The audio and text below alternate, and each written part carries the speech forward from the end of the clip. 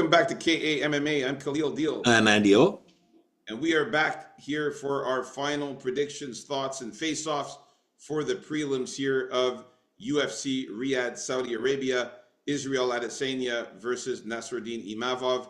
We're going to talk about our final thoughts and face-offs here for the prelims. The first fight being Hamdi Abdel Wahad, who's on the left, the white guy, basically, and on the right is Jamal Pogues, the black guy.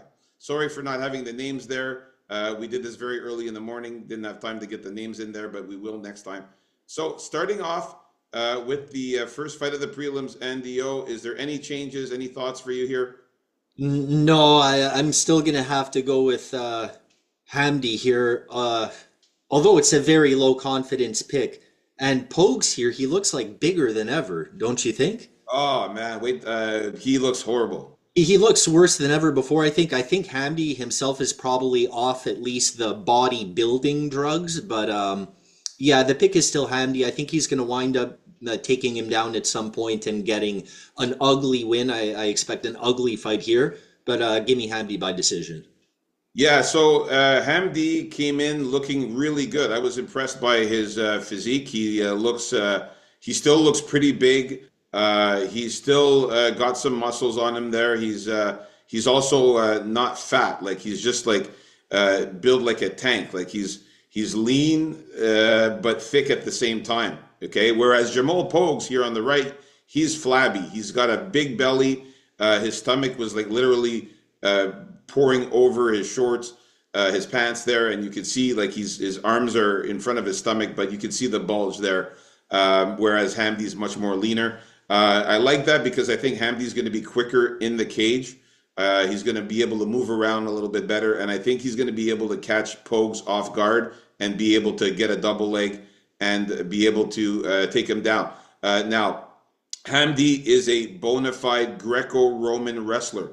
He's also been in the Olympics, so he knows how to wrestle, and he's going to be the quicker guy and faster because he's in better shape. And I think he's going to use his wrestling, take down Jamal Pogues. And when Jamal Pogues is on the ground, he is literally not able to get back up. So I like that. And then once he takes him down, I could see Hamdi getting on top of him and ground and pound and punching the shit out of him. We can see here that Hamdi, out of his 3 professional wins, like his 3, professional MMA wins, he has a record of I believe. 3-0. Is it all knockouts here? Let me see here. No, he had a unanimous. Well, one of the knockouts was one of the guys had a leg injury, but other than that, it's been nothing but knockouts. Okay, so knockout, knockout, knockout, knockout. 4 last fights were all knockout wins. Okay, he did get subbed by Puya Ramani. But before that, it was mostly knockout wins against Dontel Mays. There, that was the no contest there. But the guy's a knockout guy, so I got him winning by knockout, ground and pound knockout on Jamal Pogues. I got decision. I don't see this fight going to decision. It would be surprising if it does, but knockout or decision for Hamdi. But nonetheless, we're still in agreement. All right. Perfect. So let's move on up to the second fight of the prelims here. Here we go. We got Bogdan Grad on the left, the bald short guy, and Lucas Alexander on the right, the taller guy. So for this one here, I am sticking with my pick with Lucas Alexander. Look at the size difference here. We can see that he's so much taller and much more lengthier than Bogdan Grad. I gotta say that Bogdan Grad is in phenomenal shape, though. This guy is really, really built and ripped, and also very muscular. But Lucas Alexander is also ripped, muscular in his own right. He's just taller and a bit more lanky, but and lengthier, obviously. But again, Lucas Alexander has fought the better fighters. I know he got knocked out by Jeka Seregi in his last fight, but Steven Peterson and Joe Anderson Brito, these are UFC fighters. Bogdan has fought nothing but low-level competition in the Contender Series. Also, getting knocked out by Tom Nolan was a very bad look in the Contender Series the first time he got in, and then when he was fighting in cage fight, which is one of the lower end events, he was beating very very low level guys. So the fact that I like Lucas Alexander having the significant height advantage here, you can see a 3 inch height advantage, and also the 3 inch reach advantage. I think that Lucas Alexander is going to be able to piece him up on the feet. I think he's going to stay at a good distance and strike, avoid any takedowns from Bogdan, keep striking him, move around, and win the fight like that. I think that he's the better. He's got more experience. Like I said, I think he's better with his striking, and I got him winning by knockout or decision. Yeah, lower level, he did beat Bogdan Grad, but I consider Lucas Alexander low level also. Like he was overweight against Jeka Saragai, and he lost by knockout to him. So Oh none of yeah, I it forgot to mention he did miss weight in this one. He did miss weight by 2.5 pounds. misses weight again here. Uh, he beats only really bottom of the barrel guys, except for I guess Steven Peterson, who's on this card. But really, I expect both of these guys to maybe get kicked out of the UFC after they lose their fights this time around. I think Grad is better. I think he's going to be able to get in there. I think he's tougher. I think he can take a shot better, and I think he will end up taking Lucas Alexander down. And I see him more finishable than Bogdan Grad. So give me Bogdan Grad by knockout or decision. All right, so we're in disagreement here with this fight. I just think that he's too green. I got to see a little bit more from him before I actually put a bet on him to win. I think that I got to see some more out of Bogdan Grad, especially the fact that I don't trust his durability getting knocked out by Tom Nolan. Tom Nolan's good though. Tom Nolan is decent, but the knockout was a left hook which hit him, and then he went down. And then after that, he got on top of him and ground and pounded him. Tom Nolan was able to do that to him. So I think Lucas Alexander, the guy's a pretty tough guy too. He's got some power in his punches. Lucas Alexander can hit fairly hard, man. He's got 3 knockouts, 5 decision wins too. So you know, I wouldn't be surprised that he knocks out Bogdan Grad here. All right, so we're in disagreement with this one still. Let's move on up to the next fight here. We've got Jasmine Jasudavicius on the left-hand side and Mayra Bueno Silva on the right. Who you got, Andio? Whoa, they're both pretty bundled up, eh? Here.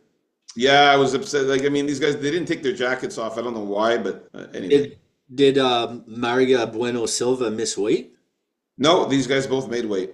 Okay, yeah. So yeah, I'm sticking with Jazzy J here again with the solid grappling, the better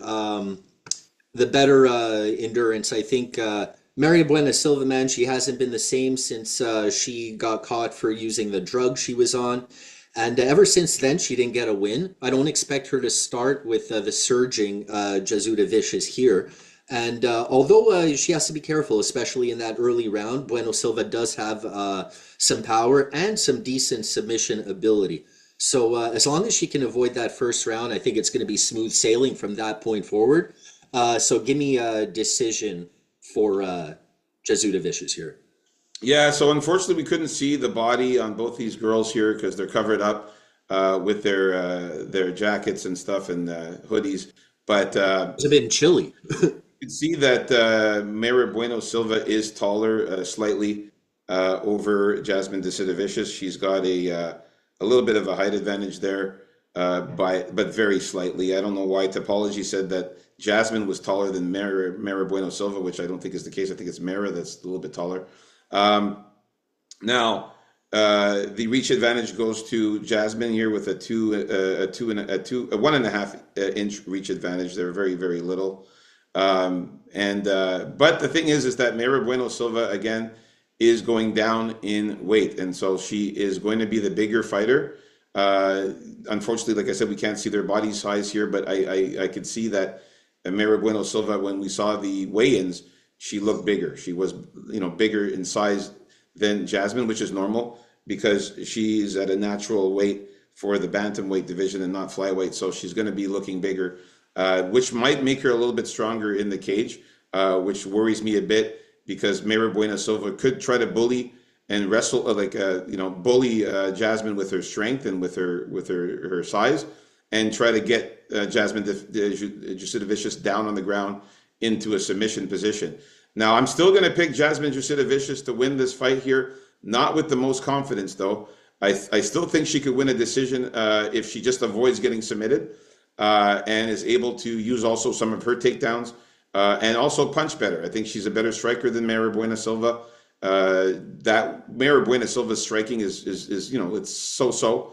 But I think it's a little better than Judavicius's actually. Still, it's very close. Like they're striking. They're both of these girls are not the greatest strikers, but I think that Jasmine's a little bit better. But I think that the jiu-jitsu is better, obviously, for Mayra Buena Silva. She's got 7 subs in her 10 wins. So, but the pick is going to be Jasmine Jasudavicius to win by decision.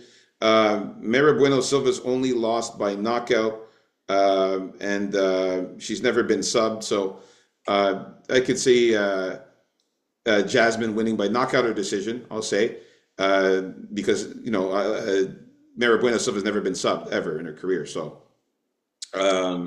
When you get tired, things can happen, though. That is true. That is true. But keep in mind, though, I really do think that Mayra Bueno Silva could get in a surprise submission. Don't be surprised if that happens. But we'll talk about the betting later. All right. So we're in disagreement. We're in agreement with this fight with Jasmine Jasudavicius to win. All right. Let's move on up to the next fight here. We got my favorite fight here of the night, of the prelims. This is my favorite fight of the prelims for sure. We got Terrence McKinney on the left, the black guy, and of course on the right, we've got Damir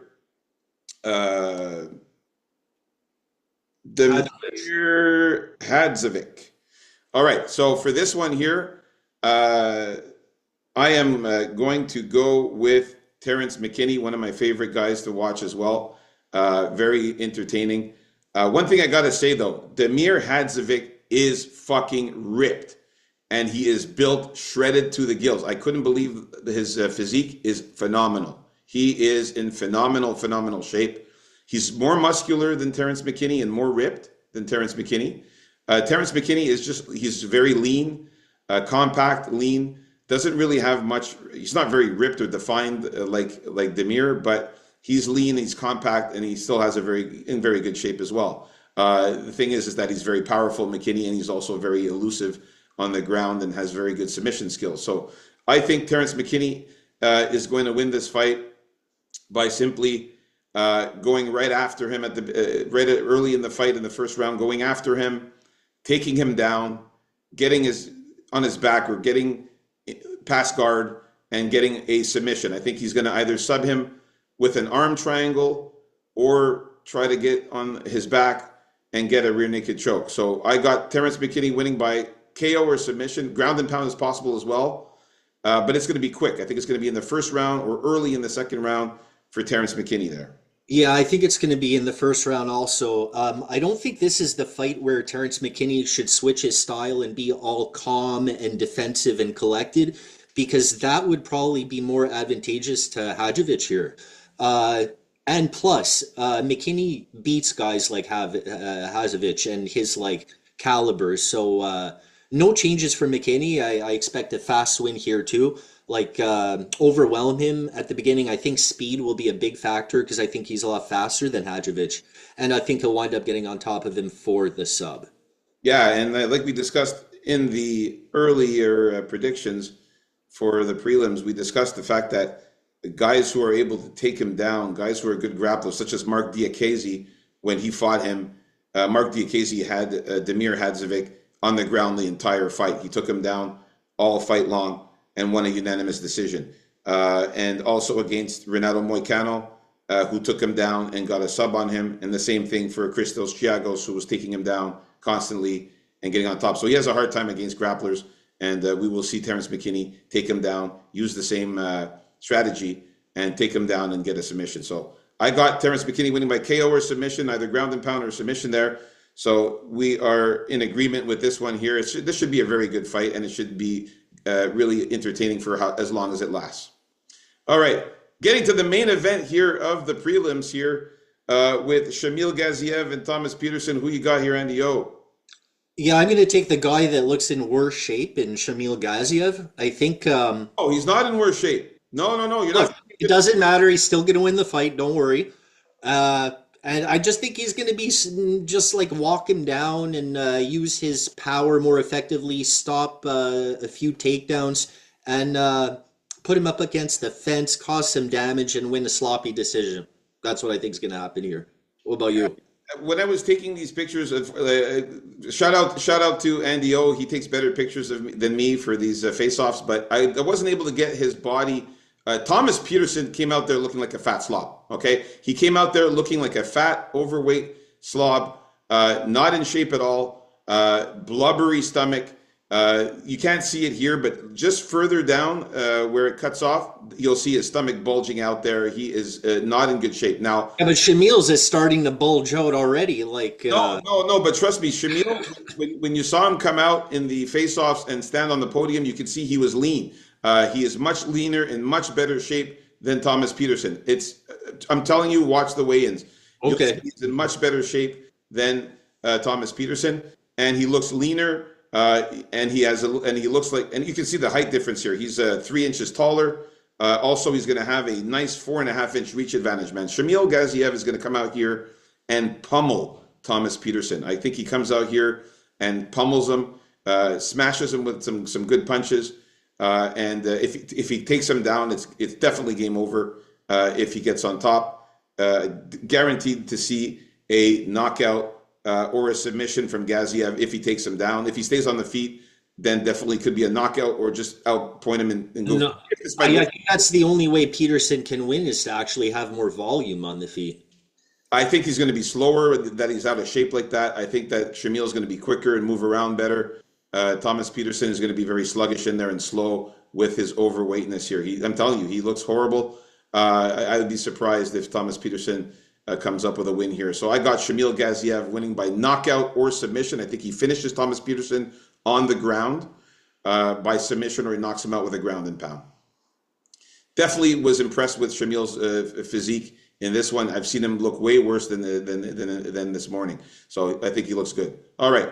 So there you have it, folks. Our final thoughts and face-offs predictions for the prelims. Stay tuned. Coming up next, our final thoughts and predictions and face-offs for the main card. And like and subscribe. Like and subscribe, guys, and leave a comment.